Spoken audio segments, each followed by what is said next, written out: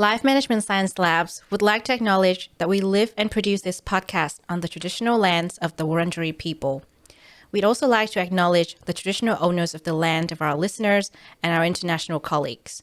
We'd like to thank and pay our respects to the elders, past, present, and emerging.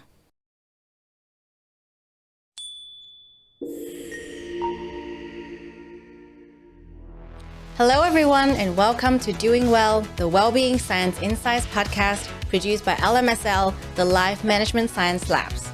We are champions of life management science, providing structured insights informed by science and inspired by practice on key aspects of conscious living. Each week, we bring you scientific and practical insights on each element with the expert knowledge of professionals in the field. I'm your host, Lu Ngo, coming to your ears from Naarm, Melbourne, Australia. Let's learn together.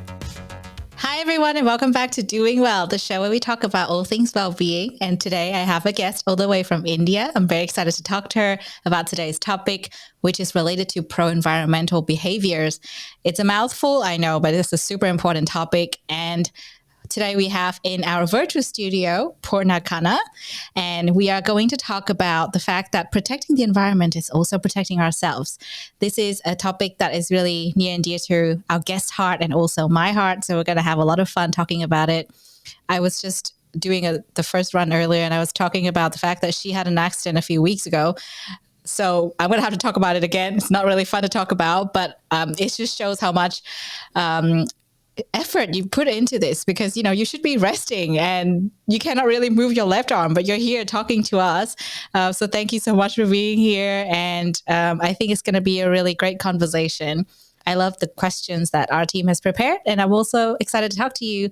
Before I throw over to you to introduce yourself, I want to let our audience know that Poorna is very enthusiastic and passionate about protecting the environment, even though her 9-to-5 only has a small portion of working with the environment. She's actually, I would say, an environmentalist outside of work, outside of her 9-to-5. And I think that's the most beautiful thing I've heard this week.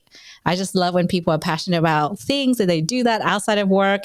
And so I'm going to throw over to our guest now to introduce herself and talk about why she decided to do the work that she do and how she's able to keep up her 9-to-5 while being an environmentalist. So take it away, Poorna. Please tell us a bit more about yourself. Thank you, Ling, for the warm introduction and also for inviting me here. So it's a really great story, I guess. So whenever someone asks me that, why am I an environmentalist? How did I end up being what I am? So the answer that I have is destiny. So it was a play, and I guess what I would like to say is universe kind of acted in ways that got me here, and it's actually started when I was a child, and during my school days I used to be pretty active in doing everything that I could. And environmentalism was a big part of what and who I was when I was a child, because I started my school's eco club when I was in class 7, and from then on there was no looking back. We did pretty cool stuff over there. We started a project called Save the Sparrow, and we used to do recycling and a lot of other cool things. We used to go on the ground and do all the cool stuff. Talking to people, asking them to change their behaviors into pro-environmentalism. And it was great fun. And at the same time, we used to feel so responsible and so grown up. And pretty much from then on, my journey has, somewhat streamlined itself into being an environmentalist. I have always cared about how things work in nature. I have been curious, and when I was growing up, I saw a lot of things happening around me that changed me, that moved me. And I started my professional career as an educator. So during my stint, I used to take students out to, dark sites and make them see the stars and the galaxies and all the pretty astronomical stuff. And then was when the, realization hit that, to see all those stuff to be close to nature, we choose to go outside where we are. So we live in a city, we live in a pretty, developed city, but then we have to go outside, the boundaries of the city to be closer to nature. And that's something, really sad and disappointing, I would say. And that was the point of realization that hit me. And then I, changed my career path and did my master's in environment management, and did a lot of courses that, opened my eyes and opened the doors. And when it was actually the lockdown that happened during COVID that, that changed my entire perspective. Because when we were closed, the human race was inside their houses, locked. It was then when the nature started healing itself, not just in India, but throughout the globe. There were a lot of news that came in. The nature started healing itself. The air quality is better, the water quality is better, and a lot of things kind of got better when the human interference got decreased. And that is when my personal journey as an environmentalist started. And I started, doing these sessions with the kids, with the corporates, and with the universities to make them realize that it is now or never. If we are not changing our behaviors now, if we are not realizing our responsibilities now, then we can't save the earth. And as cliched it might sound, but there is no Earth B, there is no planet B. There is no saving the human race if we are not saving the Earth. So, that's something that, kind of encapsulates my journey. Yeah. Wow, that's super cool. I remember you were talking about the number of projects you have been involved in as well when it comes to protecting the environment. Do you want to talk a little bit about that?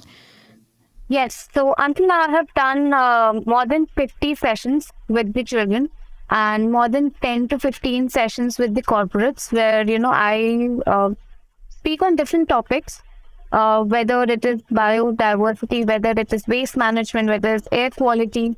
And I also have some blogs published on aqi.in, which is open for you to read and everybody in the audience to read. So I write, I create content, and I try to, do whatever is in my, capability, in my human capabilities to kind of maneuver human behavior in terms of pro-environmentalism. And I would say that is what got me here as well. Oh, that's so wonderful. I really love that. And that's why I got the feeling already when we started, you're the perfect person to talk about this topic. We're really grateful to have you on the show. Before we go into the questions about the topic, let's get to know you a bit better. We call this section, Have You Met Poorna? Where we're going to get a few of your recommendations. It's my favorite way to get to know someone. So first of all, which book would you recommend to our audience?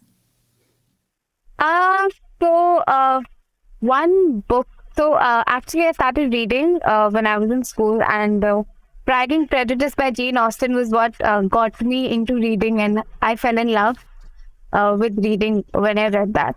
But one book that I will recommend to everyone would be The White Tiger by Arvind Adhikar. It is a socio-political satire. It's black and it's dark, and it's a very good read. So The White Tiger by Arvind Adhikar. Okay, very interesting. I never heard of that one before, so we'll definitely put that on my list. Next one, what is a movie you would recommend? That is a very tough question, but one Indian movie that I would recommend to everyone, except RRR, obviously that has become a huge phenomena. But one good Indian movie that I would recommend would be Three Idiots. It's a really cool movie. Yeah, cool. And how about a podcast? You're the guest of the day on this podcast, but I wonder which podcast you listen to the most. So I am yet to discover the world of podcasts. I don't hear much, but there is one because I am I'm a romantic at heart. So I sometimes when I am low, I'm feeling I have nothing to do. I heard this one called Love Stories. So yeah, Ah, is that by Trent Dalton by any chance? yes. Yeah, I love that. Oh, I love his book. I love the Love Stories book because it's so real because it's in Australia as well. He's an Australian author, so I really love that one. Wonderful. Next one. Who is your famous role model? And if not a famous person, then who is your personal role model? So the person is not famous, but I try to, when you talk about a role model, so I tend to get motivated and I tend to get encouraged by everything around me, whether it's the non-living or living. I get motivated by the animals, by the plants, by the planets. But one human being that has really moved me and inspired me would be one of my earlier managers. So her name is Miss Kinjal Davra. And, the way she operates, the way she is. So, as a human, as an environmentalist, as a professional, she's just amazing. And, the way she operates, the way she is, has just, ignited something in me. And I really want to be something like her when I, get ahead in my career. Yeah. I love that. Yeah, I used to have a manager like that as well, and she also really inspired me. And I love that when you start your career and you have someone to inspire you, it really keeps you going. And I don't know about you, but to me, I think about that manager a lot, and I just try to emulate her energy when when I want to kind of be a better leader myself, and even a better human. So yeah, I really love that. Just a little rant there. Finally, what is a course you completed that you want to talk about? So I would say there are two courses that really touched my life, and those were related to ecotourism, and one was related to urban management, urban space management, and both were taken by the same professor, Professor Pradip Bhattacharya. And it was amazing because the courses when we do sitting at one place hearing the lectures, it gets a bit tedious, and you kind of lose the practical experience. But when he used to take them, he used to take us out, and we used to roam around on roads in Delhi, and then we used to see what kind of trees are there and why they are planted over there, what kind of planning is involved, and we used to have these crazy stories for us. And we used to do, we used to have live experiences while learning something. So that kind of accelerated our potential, our learning through that course. So yeah, though both of these courses super recommend. Oh, I love that. Thank you so much for sharing them. And now let's go into the topic. So we've got to know you a bit better. Now it's time to talk about the environment and your passion. Before we go into the part where we discuss the environment in detail, let's start with well-being. This show is all about well-being, and I love asking my guests this question because each definition is very different. What is your personal definition of well-being? What does well-being mean to you? Yeah, so well-being is a very comprehensive term. And when we generally talk about well-being, people, assume that we're talking about this physical being, their physical wellness. But wellness is a lot more than that. It has, mental wellness, we have social wellness, we have emotional wellness. And when I talk, I include one more term, which is environmental wellness. Because, a lot of the things that are in our environment impact us. So I guess it's the balance amongst all these that contribute to us being well and okay, I would say. And yeah, so when we talk about wellness, it's not just physical. It's it encapsulates everything, all these components, and then only I can say that I am well. So even if I am not doing well physically right now, but I'm still doing well because I'm happy socially. I'm in a good place professionally. I'm in a good place emotionally, and mentally I'm doing okay, and environmentally I'm doing perfect. So I would say I'm well now.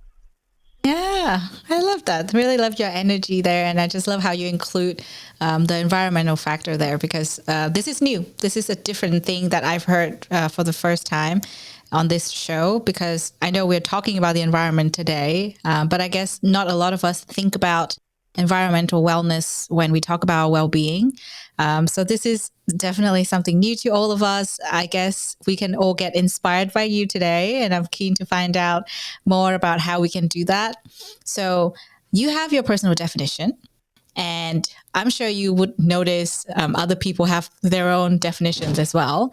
And I think from your own definition, I would like to hear what you think would be some of the biggest misconceptions that people have. You know, could be people around you, could be things you observe on the internet, within your circles, some of the misconceptions when it comes to well-being. So what do you think they are? So I think the biggest misconception that is prevalent today is that the definition of well-being or the definition of physical well-being or mental well-being is consistent, which is actually not. When we talk about physical well-being, it is also very different for each, human, whether it is a woman, whether it's a man, and even if it's a woman, physical well-being can mean a lot of different things for different humans. It is never consistent. It is very dynamic. So let's say that, I'm a 27-year-old and there is another 27-year-old female. And even biologically, we would be very different. The situation going on in our body would be very different. So we cannot say that the things that hold true for me, the conditions that hold true for me might hold true for her. So, when we start comparing our conditions, our situations, that kind of creates, difficulties because my fever or my, palpitations might mean something else, but those things for her might, would be something else. And that holds true for all kind of, wellness, whether it's physical wellness, whether it's mental well-being or emotional or social. So I guess the one biggest misconception or myth is that we are the same. No two person, no two people are the same. So, we should really stop comparing and, take take professional help whenever it's required.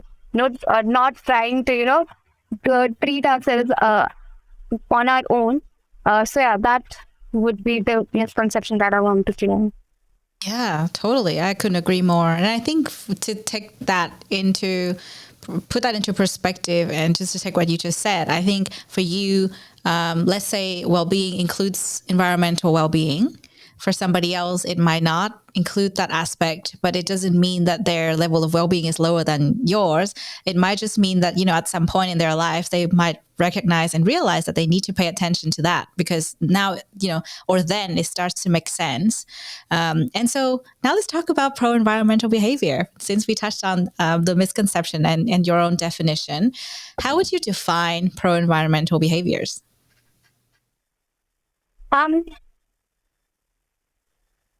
It's really difficult to put that into a single sentence.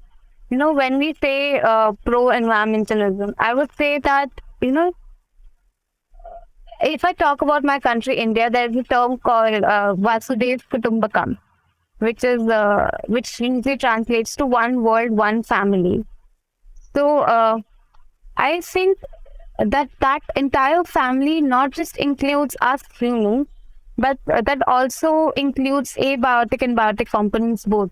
So whether it's the sun or the moon or the planets or the greenery around us or the animals or the water, the air, everything forms our environment. And one major misconception that people have is that when we talk about environment, we only talk about those things, which is not true. When we talk about environment, we also talk about human environment. So even when I say that my environment is doing okay, I would also talk about the other humans that constitute my environment, my surrounding. So yes, when I say pro-environmentalism, it would be something, the efforts that, that would be into the direction of creating a perfect balance, which is very difficult. Yes, it's very difficult, but then it is not impossible. So creating that perfect balance, finding, the equilibrium between all the factors is what pro-environmentalism would mean. And coming from a country where, the rivers are revered. So I recently got to witness the Ganga Aarti, in which there were around, thousands of people, and they were actually revering the river, which is wonderful. And in our culture, it is a regular of revering plants and animals, and revering the mountains. And that's the beauty of what I would say my culture. And if we could, somehow emulate in these cultures across the globe, it would be wonderful. I mean, finding that perfect balance, respecting one another as well as the components around us, is what pro-environmentalism is to me. So the key word is respect. Yeah. Oh, I love that. So good to hear, honestly. And I think for you in particular, your cultural background probably has a really strong influence on you in that regard. Because like you said, this is not like out of the norm. I guess, for me, like coming from Vietnam, this is so different. We don't do that very often.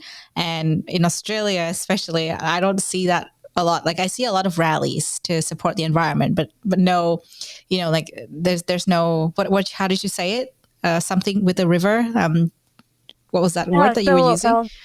It has a religious relevance, so people revere the river. Yeah, okay, revere the river. There you go. Yeah, that is such a new thing to me. So I'm kind of like processing that information. So interesting. So we are talking about well-being on this show, and obviously we have a really strong emphasis on pro-environmental behaviors. You already included this in your definition of well-being already, but let's make the connection. Okay, so to you, Poorna, how do pro-environmental behaviors affect our well-being? Yeah, so to answer that question, I would really want to break up the environment. So when we talk about environment, we talk about air, we talk about water, we talk about waste, and we talk about biodiversity. Those are the major components of, how our environment is. And let's take it one by one. So when we talk about air pollution, is one of the major factors that, impact our well-being. So I don't know whether you know this or not, but the WHO has, said that there are around 7 million deaths that happen every year that can be attributed to air pollution alone. So, and this is something that people are not even realizing on their daily basis, because air particles are so tiny, so if I talk about the components of air, there's PM10, PM2.5, PM1.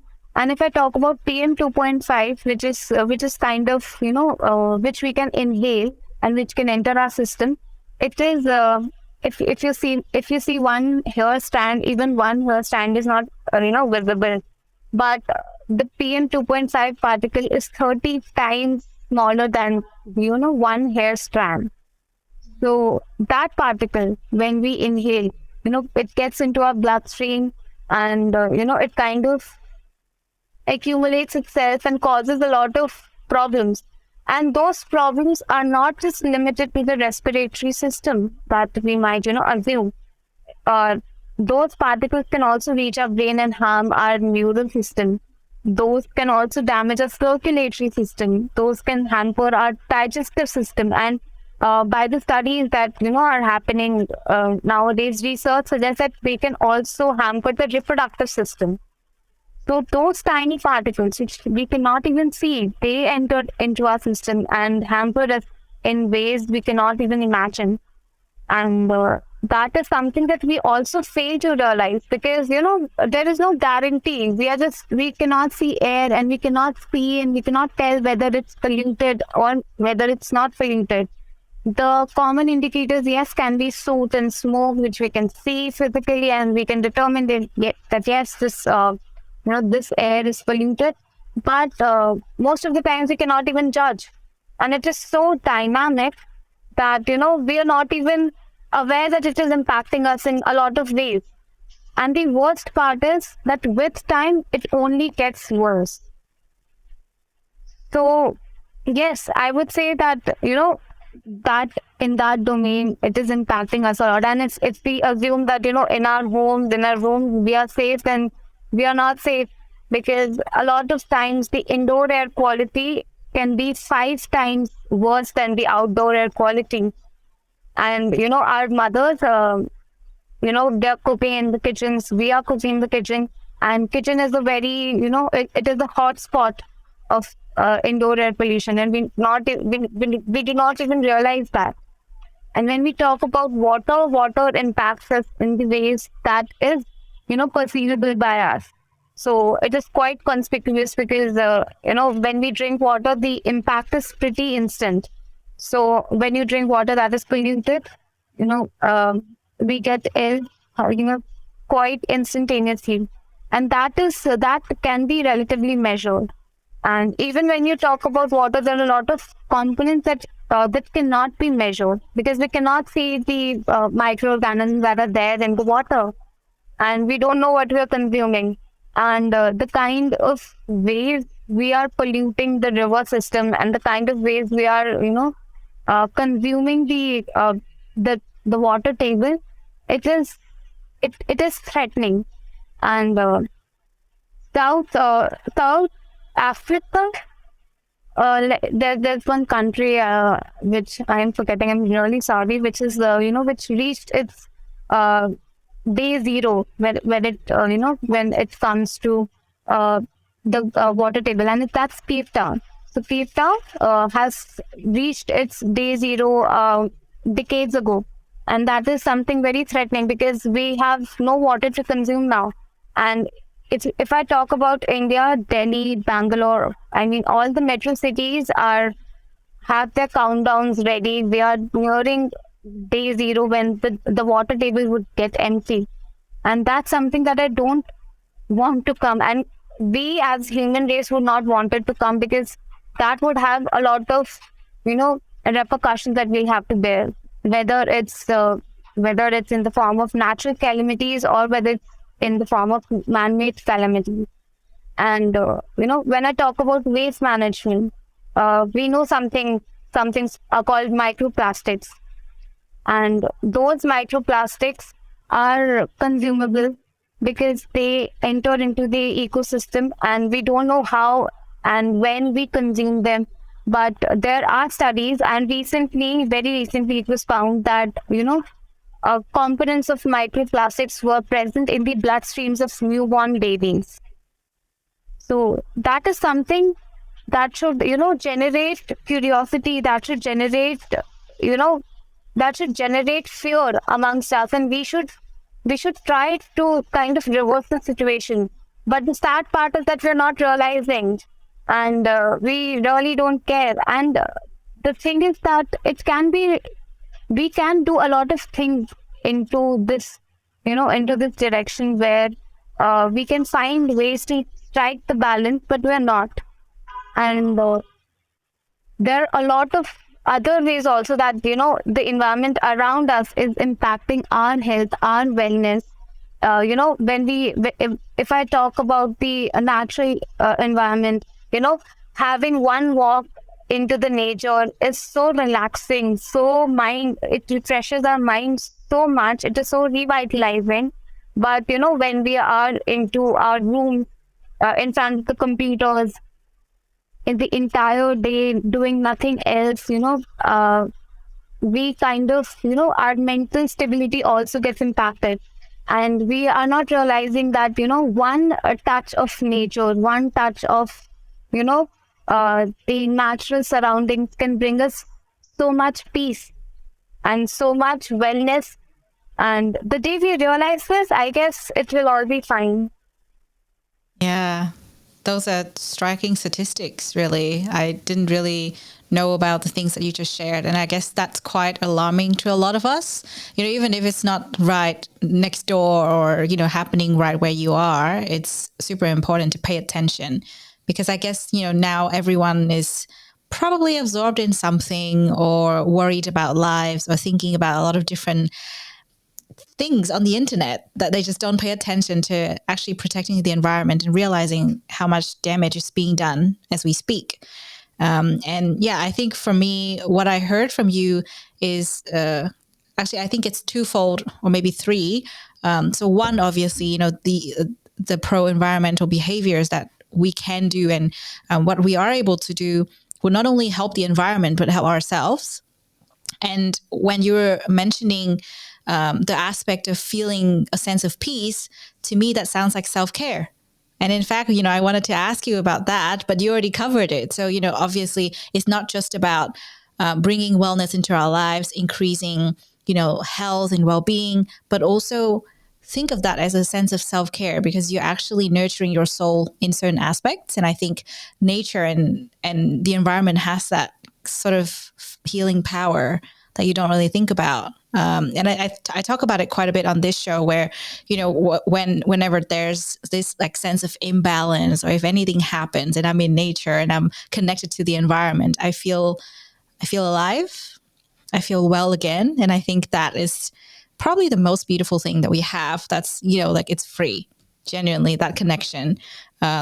There's no sense of materialism or, chasing certain things. There's no social media involved in this day and age. And it's just like, you truly connect it to yourself and to the planet. So we already covered, the pro-environmental behavior, the benefits and the aspect of self-care. So let's talk a bit more about how this can be a bit more impactful because obviously we are talking about this topic now. It's just the two of us.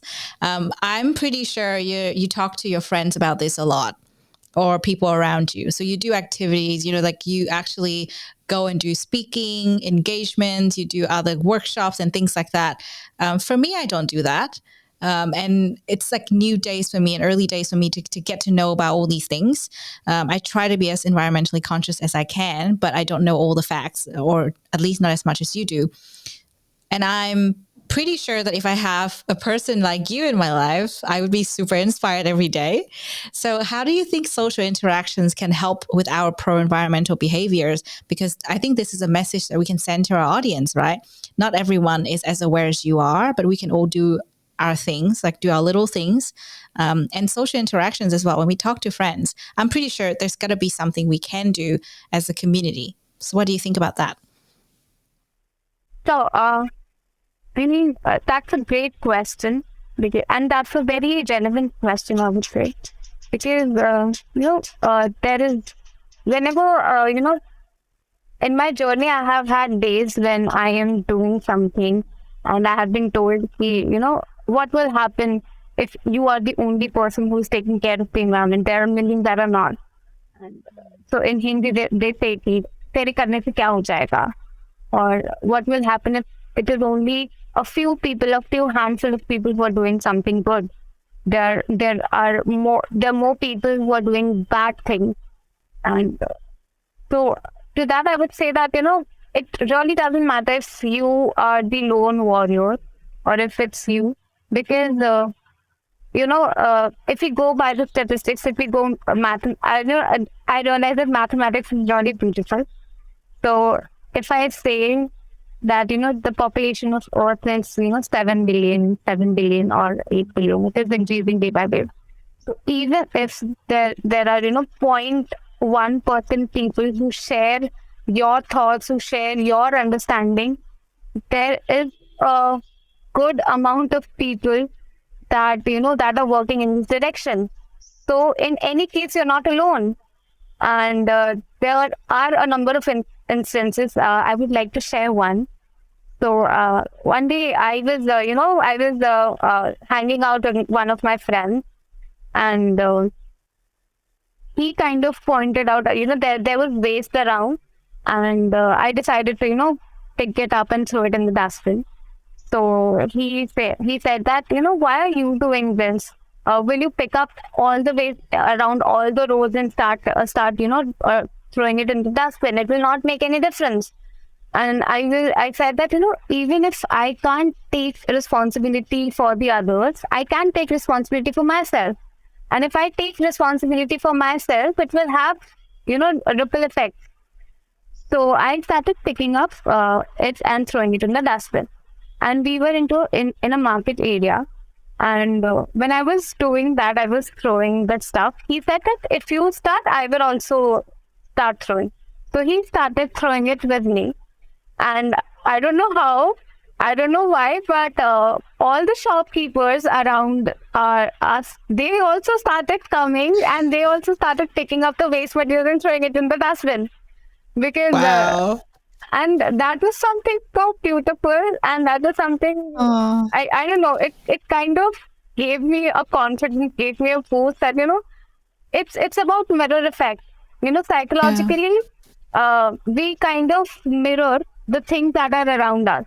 So if we see that, people are throwing waste outside their cars or outside their homes on roads, so we'll also start doing that. We kind of mirror their behavior. So if we kind of reverse that situation and if we start doing something good, then people will follow. It is in human nature. It is the human instinct, that we mirror things. So it is very important to, to have a strong foothold on what you believe in. Because if you believe that you are right, and if you believe that you are doing right, then people will follow. If not in millions, if not in thousands, but even if you can change one person's perspective, that one person will change one person's perspective, and then that will be a domino. And thinking about that, you have done your role. So even if you can change one person's life in your entire lifetime, you can be indirectly responsible for changing thousands. And that is what I believe in, because, revolution doesn't start and revolution doesn't happen in one go. So coming from a country that, that has a beautiful history of, of revolution and, empowering, getting empowered, I would say that that entire Indian revolution or revolution anywhere outside India, anywhere in the world, doesn't happen because of one chapter, because of one person. It was a beautiful amalgamation of a lot of millions little stories that, kind of came together and kind of,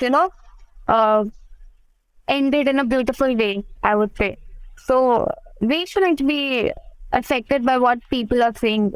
So if you know that you're doing good, then you continue doing that, and people will follow it. They think that you are doing okay. And that's not just one episode. There are a lot of other episodes like that. So yeah, I guess that social behavior and kind of how you talk to people and how you kind of influence people is very important in environmentalism, because it is one topic that is very misunderstood, and there is no talk about environmentalism or environment in our regular lives, right? And it is on the other hand, it is one thing that changes everything. It has social impact, it has economical impact, it has health impact, it has physical impact. So environmentalism and the environment that is around us impacts everything in our lives. It also causes inflation directly and indirectly. It also causes the economical imbalance or recession. So if a country is enriched, is self-sustainable and is able to be itself in its own, then it won't need anything else or any external help. And that is something that we need to realize. And I don't think that we can realize it by ourselves. So we need people, to make us realize. And that way, I guess talking to people and just talking to your friends would make a really good impact. Yeah, I love that. I've told this story before, but I think about 2 years ago, I got the chance to work with this wonderful person who is now my best friend, and she just carries containers everywhere. She has a keep cup, she has a container. We went to the market, and normally you would get plastic bags, right? But no, she got everything in the container, and she takes the organic rubbish home to compost. Oh, wow. I know. It's like next level. And I was so inspired. And then after that, I was just like, you know, I kind of made it like a personal rule to not drink coffee unless I bring a keep cup. But then lately I've been so busy that I keep forgetting. But after this conversation with you, I got reminded that I'm going to keep bringing a keep cup every day. I'm going to just put it in my bag. So it's never going to be forgotten. I think little things really matter. I think it's easy to say, yeah, let's change everything. But in reality, it's just what we do on the daily.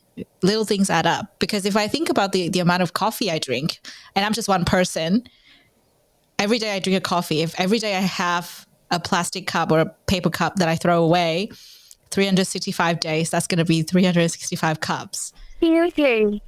Yeah. So I think it's a really good point. And I think we can all do our parts and talk to our friends. And hopefully our friends can also just observe us and mirror our behaviors, like you said, and maybe in your life, there's already someone who is an example to you.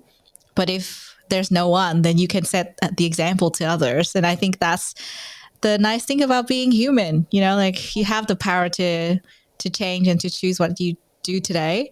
So that's on the topic of, having all this social interaction. I'm just like, yeah, I mean, we could talk about this all day. I'm like, my mind's like going everywhere. I'm like, okay, what do I do tomorrow? What kind of things should I bring with me? What should I pack from now on? What other things can I do when I'm on the street? So much to think about. Absolutely. And that's the beauty of the topic, I guess. That everything, in my opinion, the solution of any problem is in the problem itself. So most of the time, it is the little things, or it is the tiniest details, that we can do to, have that ripple effect, that butterfly effect, and that makes a major difference in our lives. So yeah, the day we, kind of open our eyes and also our mind, so all the senses are awakened, I guess we will be able to solve every problem that there is. Mm-hmm. Absolutely. Well, thank you so much for that. We could talk about this for so much more. But since we've covered a lot of the theoretical parts of it, I would love to talk about something more practical. So let's go into our practice debrief. So I know you're very passionate about protecting the environment, and we've talked a lot about, the little acts that you can do and how much of an impact it can have. And we've learned so much from you today in terms of how much of an effect that our modern society is having on the environment. So what is a practice that you personally do to improve your pro-environmental behaviors? Oh, that's a very good question again. So I would say that over consumerism is one of the biggest threats to the society nowadays. So because of the entire the show off culture, or the entire, things being available to us at our own accord. And because of the entire online culture, the everything is available at just one click. So that has kind of, caused us to consume more than we want and more than we need. So there are two things.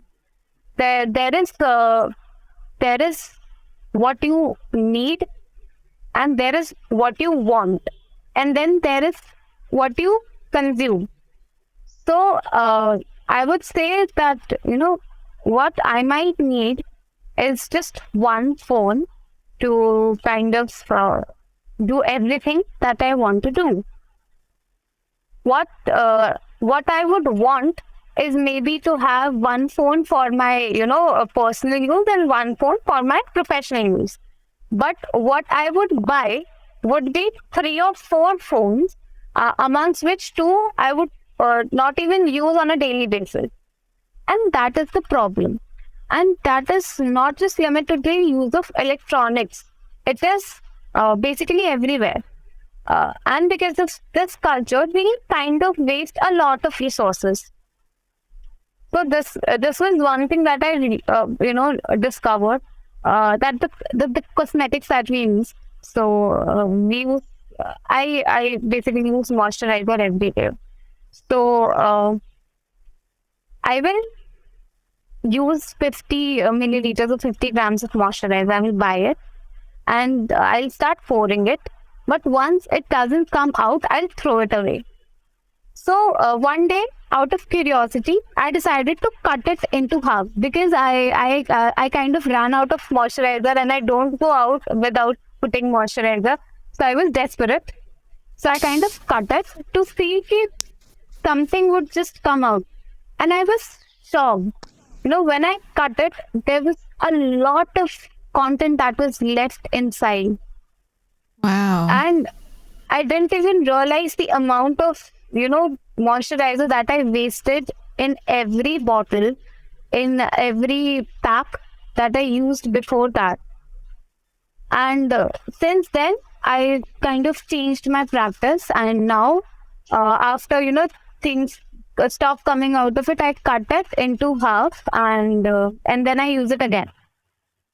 So I have 2 halves that are there inside, my drawer, which I can show. And that is something that can change a lot of things for us. Because we don't even realize that we are not just wasting resources, but we are also wasting money. Right?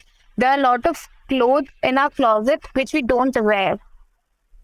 Which we buy once and then we just put them on once, and then because of the social media culture, we don't put them on again because that would cause repeat in the photos that we post, and that is horrendous, to be really honest. I mean, that is something that has caused a lot of wastage in the resources, because we don't realize that if I talk about jeans, then jeans is one of the most polluting industries that there is, because it uses up a lot of water. And the same is with leather. So leather wastes a lot of water, and it is also causing unnecessary hurt to animals as well. So they are the most polluting industries, and despite that, we consume them mindlessly. We don't put our brains. We don't put one single thought before buying anything new. And I guess that one practice of buying what you need can change a lot of things. It can change the entire ball game. So if we start changing our consumer behavior, which is again a social behavior, it can make a lot of changes. So even if one thing that I really like nowadays, which is happening because of the entire wall culture, is that people are now reselling their clothes. So that is one thing that that is actually happening good, because when we if we cannot use it ourselves, then why not give it to someone else who can use it, and then it gets into a cycle. So when it gets into a cycle, it does not end up being waste. And then again, I come from a culture where nothing actually goes into waste. So it is a regular habit in our household that if one piece of cloth, it's not it has gotten rubbed and it has gotten waste, then we use it as a cleaner. So we will start cleaning with it. And if we are not, if something else has gotten into waste, we'll not even throw it. We'll use it in some ways else. So paper is one of the things that, that gets wasted very easily because of the entire print culture. So we print paper without even applying a second thought. So I try to make this a habit in all the offices that I go, that we print paper only when it's required. And we do it both the sides. And if we cannot do it both the sides, if we're using one page, then we use the other side of the paper as a notepad, or we print it some other time, some other thing that is casual, so that it doesn't get wasted. It uses the entire life cycle. And once it gets used into the entire life cycle, then yes, it can be recycled. And if you cannot recycle it, then I have this habit of making confettis out of it. So I just punch them and make confettis for decoration. So nothing gets wasted. In my opinion, nothing can get wasted if you kind of, try to find out alternatives. And yes, so one thing that I would really want to recommend via this podcast is that stop over-consuming. Buy stuff only when it is required and only when the thing that you're using is up to its entire potential. And if you cannot use it anymore, try to give it to someone who can make use out of it. Because that way, that person will also get benefited. You will get benefited, and the thing will also not go into waste. So it's kind of a mutualism behavior. So when that can happen, why waste things? Yeah, absolutely. Thank you so much. You recommended one practice, but in so much detail that I don't have anything else to ask. I think it's just to summarize, this, I would call it mindful consumerism, something like along that line. Absolutely. It not only helps the environment, not only helps your pocket, but it also just really allows you to have a freer life. Because I think about the amount of stuff that I have and I'm like, oh my gosh, I have to manage all this stuff. So I've been thinking about decluttering for a while, and yeah, like it's just so scary to think about. So yeah, I would say like those are the 3 benefits that I could hear from you. And I really love that you just find ways to utilize things and really reuse things when possible. I think it's kind of, it's like a fun thing to try as well, because it increases your creativity, because you're like, okay, this is the end of the life of this book, but what can we do with it? Make confetti. But is it really at the end of it? Yeah, make confetti out of it. It'll be fun. Oh, I love that. Awesome. Okay. Thank you so much. I've learned so much today, and I think it's been super fun talking to you. But before we let you go, we have open mic. So in this section, I would love to invite you to talk about anything that you're passionate about. I know that you have quite a few passions. So take it away. Sure. So at the top of my head, I can only think of 2 things that I'm passionate about. One is environmentalism. So one term that I coined is eBay. So being of the generation that is tech savvy and full of slang, eBay is what I believe in. So I am the eBay, and eBay for me stands for Earth before anything else. So in anything that you do, if you kind of take into consideration about the impact that you will be creating, the impact that your actions would be having, it will be a lot more easier for you to be cautious and to be conscious. So, as I said, respect is the key. So once you start respecting yourself, once you start respecting people around you, once you start respecting beings around you, once you start respecting things around you, nobody can stop you from being the optimum version of yourself, the best version of yourself. And a lot of my attributes came from, my earlier passion, my first love, which is dancing. And I would say that it helped me a lot, kind of striking that balance. And because, when you dance, when you when you are moving, when you are listening to the music and, swaying, you kind of forget everything else, and you are there in that moment, being your one true self and just enjoying. And it also teaches you a lot about, life in general, and a lot about, controlling your physical self. So it brings balance, it brings focus, it brings kind of, it kind of teaches you multitasking, which kind of creates a balance in your life. And then, yeah, it also brings happiness. For me, it brings a lot of happiness. So when I'm not doing anything else, when I'm not working, I kind of put on a music and start dancing. It kind of relieves me, it kind of relaxes me. And and the same I can say is with the environmentalism. So when I'm not doing anything, I'll start creating content and I'll start posting it. Trying to raise awareness of the topics which are misunderstood, of the things that are happening around us that we don't know about. So yeah, both of these things bring me peace, and it kind of makes me the happy person that I am.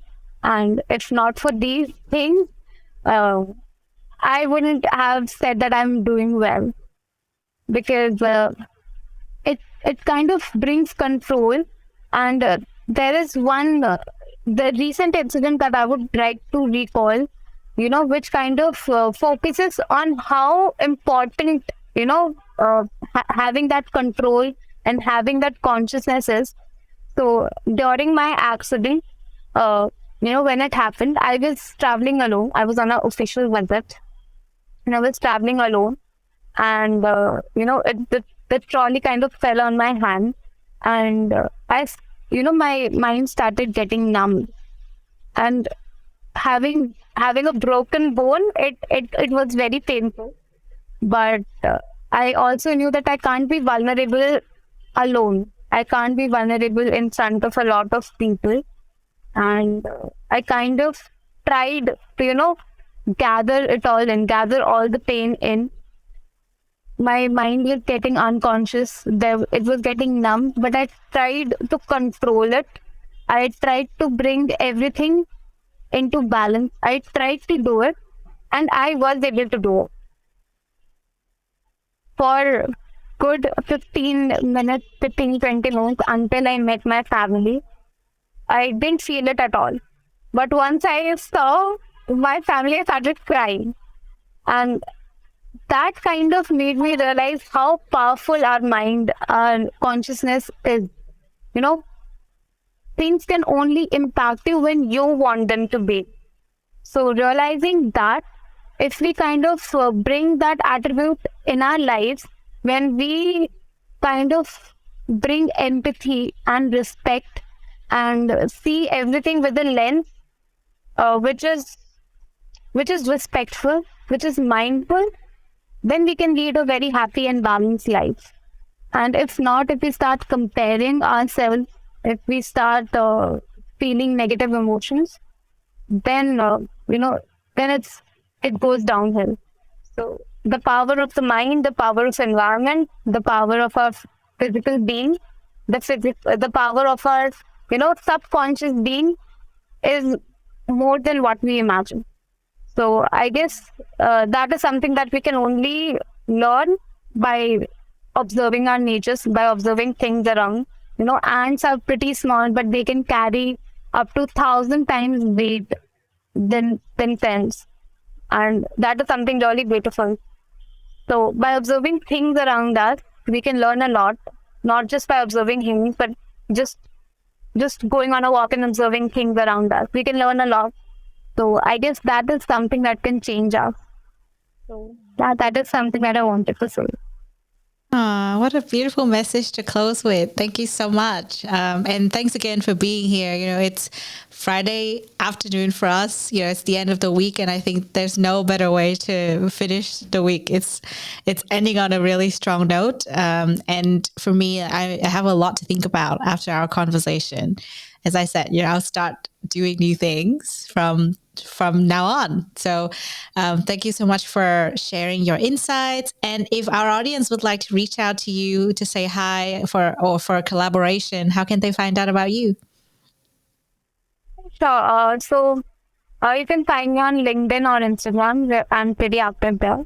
And if any questions you might have on, how to change into your general behavior into pro-environmental behavior or anything in general, you can just shoot me a message. Awesome. Thank you so much. And it's been lovely having you here. We hope to have you back next time. I wish you a speedy recovery and have a good weekend.